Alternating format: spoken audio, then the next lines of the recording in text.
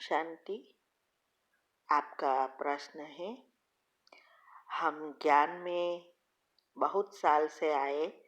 पहले कोई धारणा नहीं थी, लेकिन धीरे धीरे हम धारणा में भी पक्के हो गए। अब कोविड के बाद अचानक व्यापार में घाटा आने लगा। सभी प्रयास किए तो भी कुछ सुधार नहीं हो रहा है। अब पक्के होने के बावजूद ऐसा क्यों? बाबा तो मदद के लिए बंधा हुआ है, फिर भी मदद क्यों नहीं मिल रही? बाबा से मदद कैसे मिलेगी? उपाय बताइए। क्या ये कर्म भोग है? अगर कर्म भोग है तो उसका उपाय क्या? उत्तर है, पहले तो ये समझो कि भगवान की मदद क्या है और कैसे देता है। उसके लिए हमने YouTube पर भी बहुत सारे टॉपिक रखे हैं कि कैसे पात्र बनना पड़ता है। चैनल का नाम है शिव शक्ति मेडिटेशन बीके कुसुम। फिर सब्सक्राइब करेंगे तो प्लेलिस्ट में जाएंगे, वहाँ आपको सब कुछ ग्रुप वाइज मिलेगा। साथ साथ लाइक शेयर और कमेंट भी कीजिए, इससे आपका दुआ का खाता बढ़ेगा तो बुद्धि क्लीन एंड क्लियर होगी। लेकिन कमेंट ऐसी होनी चाहिए जिससे अनेकों को फायदा हो, तब दुआ निकलती है। तो भगवान मदद करते हैं, वो जरूर करते हैं, लेकिन मदद लेने की विधि बताई है। उस विधि अनुसार ही आपको सिद्धि मिल सकती है। बाकी बाबा कोई मना भगवान खुद नहीं आते हैं, ये कोई ना कोई द्वारा आपको मदद देते हैं। तो ये जो आप पक्के हुए वो कोई भगवान के लिए नहीं हुए, वो तो हमारे खुद के लिए। हम जो कुछ करते हैं खुद के लिए करते हैं। इसीलिए ये जो भी आपका बिजनेस में घाटा आ रहा है उसका कारण भी हिसाब किताब है। सिचुएशन ऐसी होती है, आत्माओं के साथ भी हिसाब किताब है।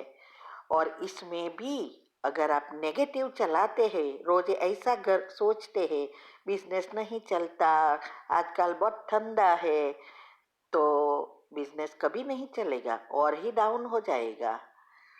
तो ये बातों को अच्छी रीति समझना है कि एक संकल्प है, वही स्विच है और वही बीज है।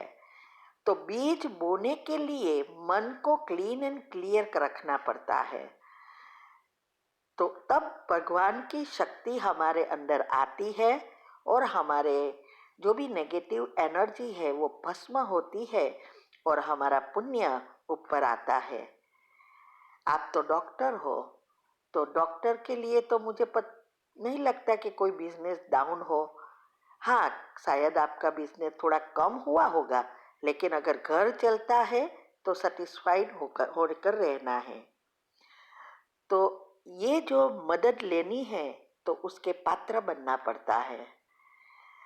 तो पहले तो योग की पहली अवस्था, इसमें दिनचर्या मनचर्या सेट करना बहुत बहुत जरूरी है।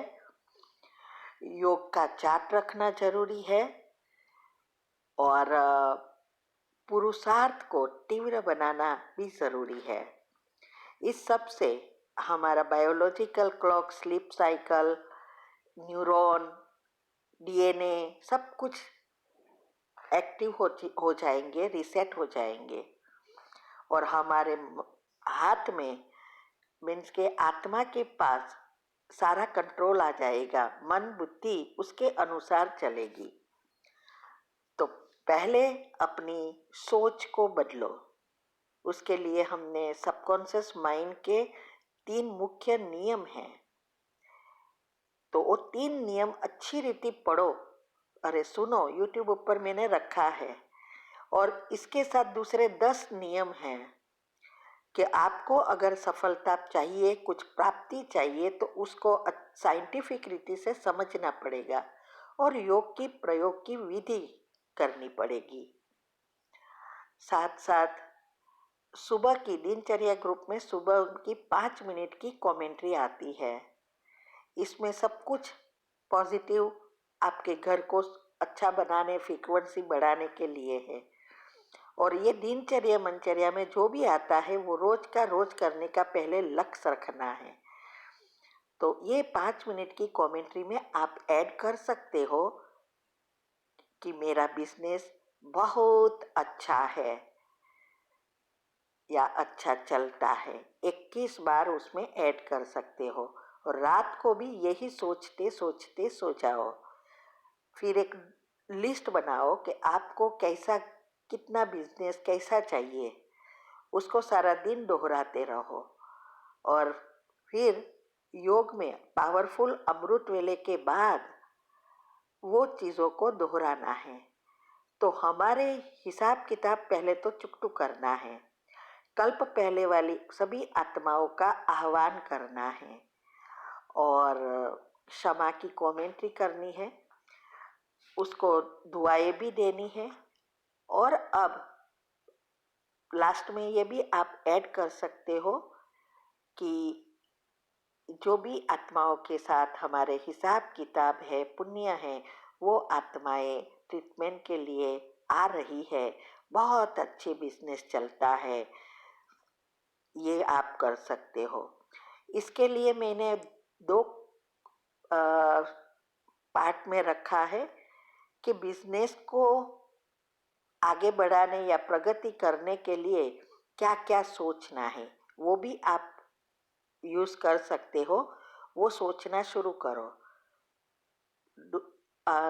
डिस्पेंसरी में जाओ तो वहाँ भी पहले वो कमेंट्री करके आत्माओं का आह्वान करो और एक भी नेगेटिव संकल्प इसके बारे में नहीं आना चाहिए। उसका भी रीज़न हमने यूट्यूब पर रखा है। योग और योग के प्रयोग के विभाग में जाएंगे तो उसका मिलेगा।